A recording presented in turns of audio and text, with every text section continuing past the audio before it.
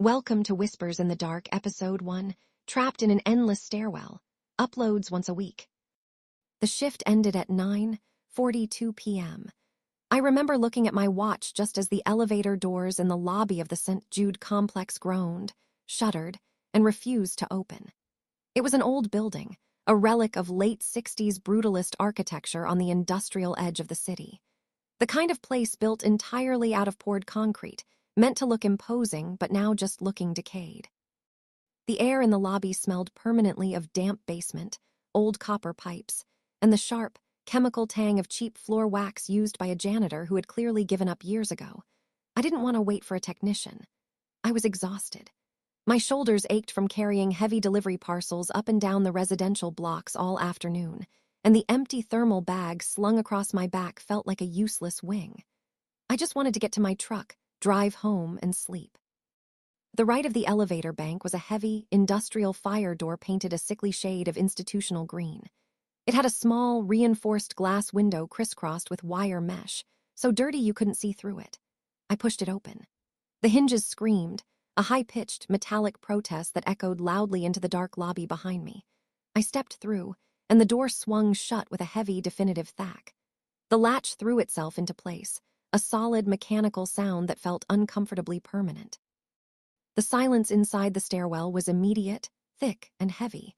It felt less like an empty room and more like a physical pressure pressing against my eardrums.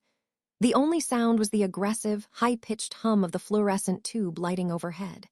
It wasn't a steady light. It flickered at a frequency just fast enough to make my eyes throb, casting a faint, pale green hue over everything. I looked up at the wall. Bolted into the concrete was a small, faded plastic sign with the number 1414 floors. It wasn't a short walk, but it was a predictable one.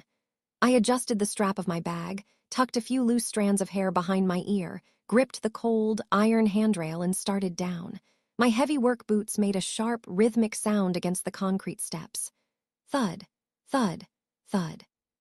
The sound didn't just vanish. It traveled down into the vertical darkness below, bouncing off the walls, distorting slightly until it sounded like someone else was walking half a flight behind me. I stopped on the first landing to listen. The echo died a second later.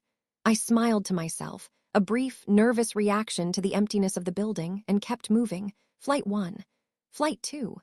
Landing.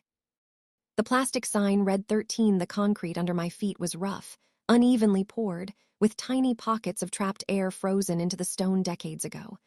I noticed a hairline crack running along the base of the wall, spiderwebbing out toward the center of the floor. I walked past it. Flight 1. Flight 2. Landing. The plastic sign read 12. The monotony of a stairwell is a strange thing. When everything looks identical, the same gray walls, the same green doors leading to locked residential floors, the same iron railings, your mind begins to wander. I started counting the steps. 1, 2, 3, 4, 5, 6, 7, 8, 9, 10. Landing, turn. 1, 2, 3, 4, 5, 6, 7, 8, 9, 10. Next floor, I reached the landing. I looked up at the sign, expecting to see an 11. The sign read 12. I stopped, my hand still gripping the cold handrail. I stared at the plastic plate. It was slightly crooked, fixed to the wall with 2 mismatched screws. I looked down at the floor. Right at the base of the wall, a hairline crack ran along the concrete, spiderwebbing out toward the center of the landing. It was the exact same crack. I closed my eyes.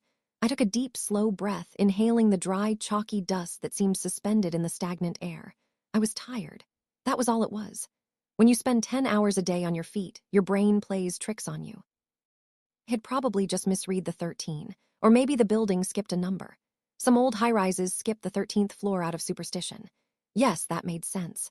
If they skipped 13, then 14 leads directly to 12. I forced a shallow laugh, the sound hollow and flat in the concrete chamber, and continued down. This time I didn't walk. I picked up the pace, my boots hitting the stairs with a faster, more chaotic rhythm. 1 flight, 2 flights, landing. I didn't even look at the sign. I kept going, my legs moving automatically. 3 flights, 4 flights, landing. I forced myself to stop.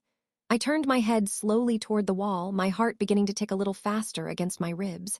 The sign read 12. The air in the stairwell suddenly felt colder, stripping the warmth from the back of my neck.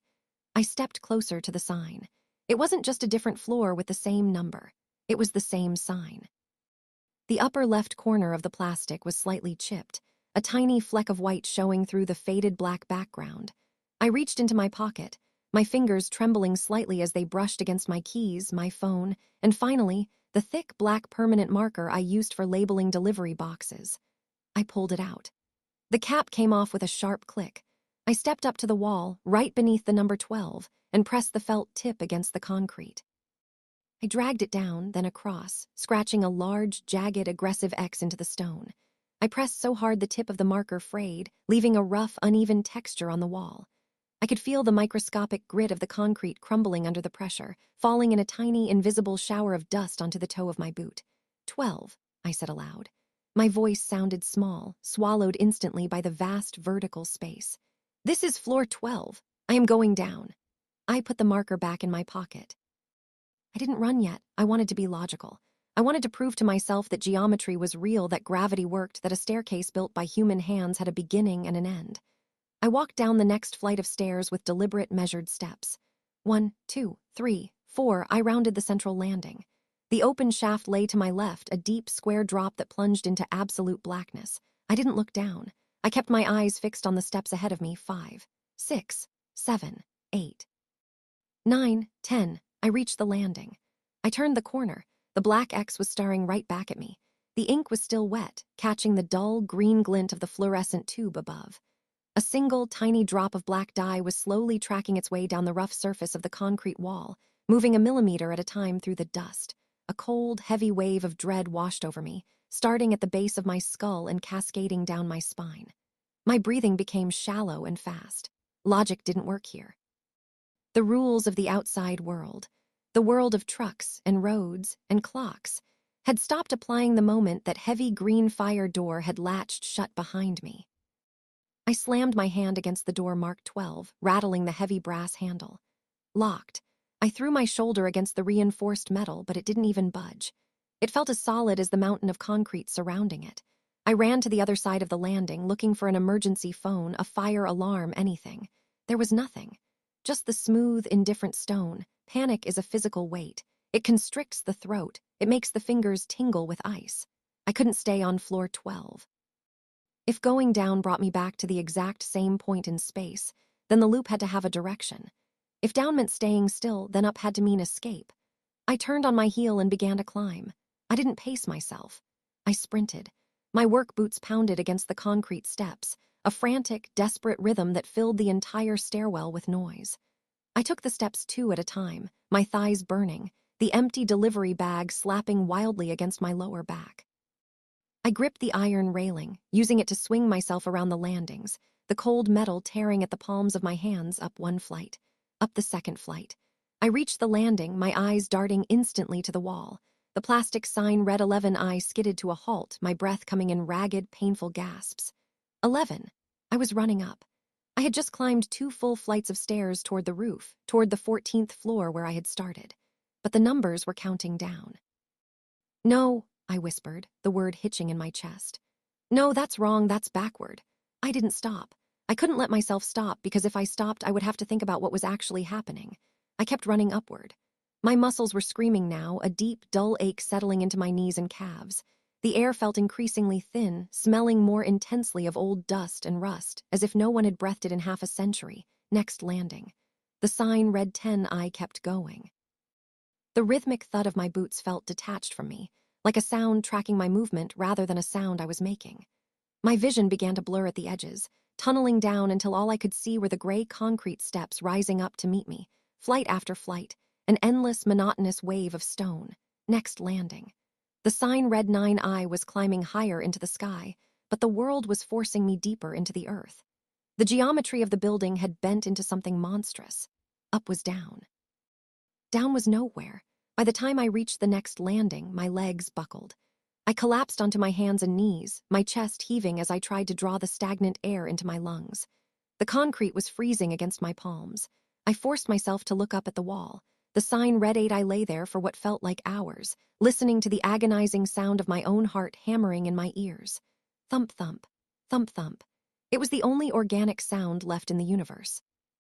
Everything else was concrete, iron, and the endless, maddening hum of the green lights. As my breathing slowly began to quiet, another sound began to separate itself from the static hum of the building. It was faint at first, a low, muffled vibration coming from somewhere deep within the structure. I held my breath, pressing my ear directly against the cold concrete floor of the landing. Thud, a pause, thud, footsteps. They weren't coming from the doors. They were coming from the center of the stairwell. From the vertical abyss that ran through the core of the building, I dragged myself up from the floor, my limbs heavy and unresponsive. The footsteps were steady, heavy, and deliberate. They were rising from the darkness below, echoing up through the square gap between the handrails. Thud, thud, thud. I took one slow, agonizing step backward, my back hitting the cold concrete wall right beneath the number 8. Deep below, the footsteps paused. The silence returned, heavier than before. I stood frozen, staring at the empty space in the center of the landing. I took another small step to the left, my jacket rustling softly against the stone. Below, a corresponding sound echoed. A soft, synthetic rustle of fabric. A terrible, sickening realization began to take root in my mind. The footsteps weren't an intruder. They weren't a security guard. They were moving with me. Driven by a desperate, morbid curiosity, I forced my legs to move toward the edge. I reached out and gripped the rusted iron railing, the metal rough and flaky under my fingers. I leaned my head over the edge, looking straight down into the vertical tunnel. The stairwell dropped down infinitely, a series of identical square frames receding into a black pinprick. But it wasn't empty. Far below, at a distance of perhaps 3 or 4 floors, a head was leaning out over the railing. The lighting from the fluorescent tubes illuminated the figure from above. It was wearing a bright, distinctive blue delivery jacket, the exact same shade as mine, with the same reflective gray piping along the shoulders. The figure was gripping the railing with pale hands. As I stared down, the figure tilted its head back. It looked straight up at me. The face was mine. It wasn't a distorted reflection or a trick of the shadows. It was my own face, but stripped of all color, the skin a pasty, translucent gray under the flickering lights. The eyes were wide, unblinking, stretched with a frantic, primitive terror that I knew was mirrored on my own face in that exact second. We stared at each other across the void, 2 points on an impossible line. A violent tremor shook my entire body. I stumbled backward, my heel catching on the lip of the top step. My arms flailed wildly in the air as I fought to keep from falling down the stairs behind me. In the chaos of the movement, my heavy aircraft-grade aluminum flashlight, the one I kept clipped to my belt, was knocked loose. It slipped over the edge of the concrete ledge. I watched it go. The heavy flashlight fell straight down the center shaft, its powerful LED beam activated by the impact of the release. The light cut through the green gloom like a blade, spinning wildly, casting erratic, overlapping shadows across the walls as it plummeted away from me, down into the darkness toward the figure below. Down, down, down, but it never arrived.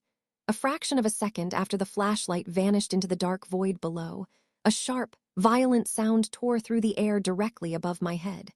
Crack-it was the sound of metal tearing through air, followed instantly by a blinding explosion of white pain against the side of my skull. The flashlight hadn't hit the bottom of the shaft. It had fallen out of the ceiling. It had dropped through the square opening directly above me, falling at terminal velocity before striking me squarely on the temple. My legs instantly gave out. The world spun, tilted, and shattered into an infinite number of green fragments. I hit the concrete floor hard, the air rushing out of my lungs in a short, sharp gasp. The cold stone rushed up to meet my face. And then the darkness finally came, thick and absolute, swallowing the hum of the lights and the ache in my bones. Time lost its meaning. It could have been 5 minutes or 5 days or 5 years before the consciousness slowly began to seep back into my brain. My eyes fluttered open.